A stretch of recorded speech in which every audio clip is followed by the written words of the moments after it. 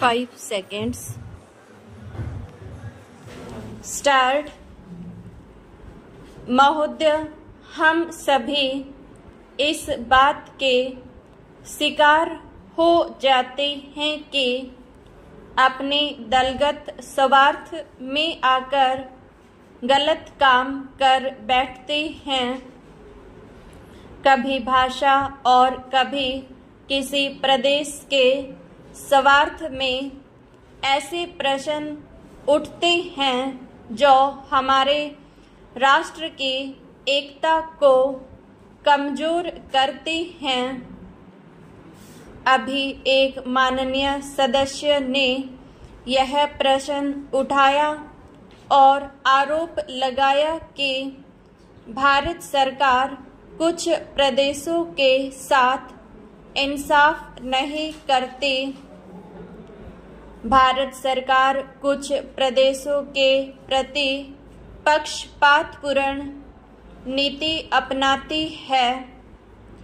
यही मनोवृत्ति है जिसमें एक प्रदेश को दूसरे प्रदेश के विरुद्ध भड़काया जाता है, एक जाति को दूसरी जाति के विरुद्ध खड़ा किया जाता है, एक धर्म को दूसरे धर्म के विरुद्ध खड़ा किया जाता है और एक भाषा और दूसरी भाषा वालों के बीच में भड़काव पैदा करके लड़ाई पैदा की जाती है।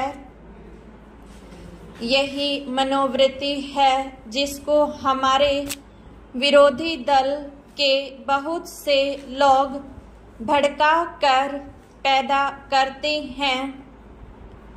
उनकी अपनी गलत नीतियों के कारण विशाल दृष्टिकोण नहीं होता है और वे ऐसे प्रश्नों को उभारकर अपना स्वार्थ सिद्ध करती हैं।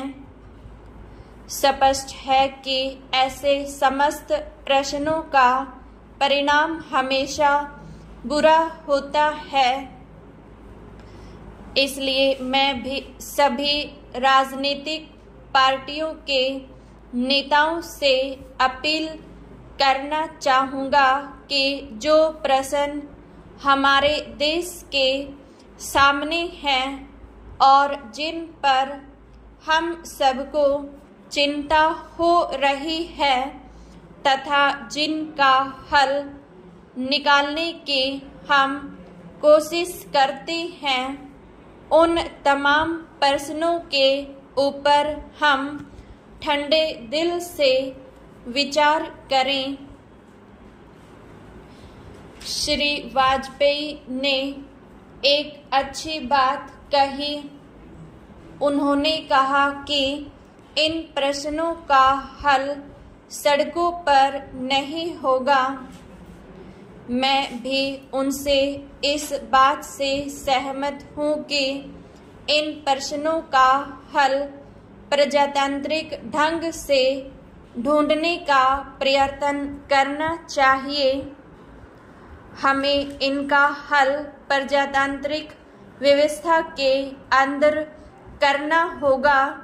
सड़कों के ऊपर इन प्रश्नों का हल नहीं हो सकता है।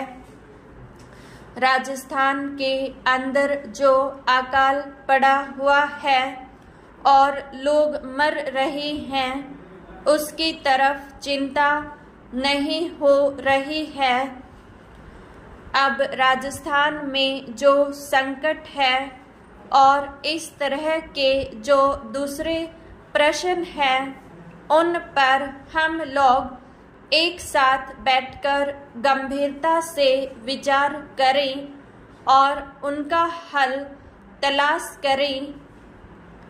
खाली इस तरह से आरोप लगाने से और उपदेश देने से काम नहीं चलेगा। इस देश के अंदर बंगाल में बाढ़ से जनता पीड़ित हो रही थी और उसको अनाज, कपड़ा और जीवन की रोजमर्रा की आवश्यक सामग्री भेजने की कोशिश हो रही थी,